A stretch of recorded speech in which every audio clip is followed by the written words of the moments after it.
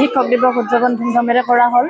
ইয়াতে আমাৰ কাৰ্যসূচীত নৃত্য প্ৰতিযোগিতা আছিলে, ভাষণ প্ৰতিযোগিতা আছিলে, গানৰ প্ৰতিযোগিতা আছিলে।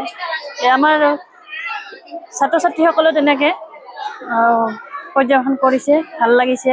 সকলোৱে মিলি আমি ধুমধামেৰে পাতিলোঁ। হয়, মই শিক্ষক দিৱসৰ দিনা আজি শিক্ষক আৰু ছাত্ৰ ছাত্ৰীৰ মাজত সুসম্পৰ্ক গঢ়ি উঠক। শিক্ষক আৰু ছাত্ৰ ছাত্ৰীসকলে শিক্ষকসকলক সন্মান শ্ৰদ্ধা এইখিনি লৈ আগবাঢ়ি যাওক। নিশ্চয় ছাত্ৰ ছাত্ৰীসকল ভাল হ'ব। শিক্ষক দিৱস উদযাপন ধুমধামেৰে কৰা হ'ল।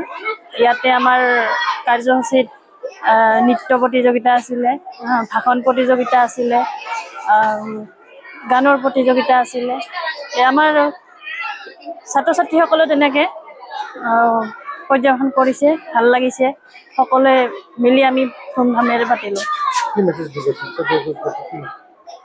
হয়, মই শিক্ষক দিৱসৰ দিনা আজি শিক্ষক আৰু ছাত্ৰ ছাত্ৰীৰ মাজত সুসম্পৰ্ক গঢ়ি উঠক।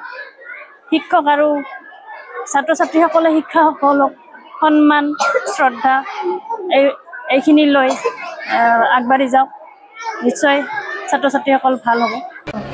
আজি 5 ছেপ্টেম্বৰ আৰু আমি সকলোৱে জানো যে প্ৰতি বছৰ 5 ছেপ্টেম্বৰ তাৰিখে সমগ্ৰ ভাৰতবৰ্ষত শিক্ষক দিৱস হিচাপে পালন কৰা হয়।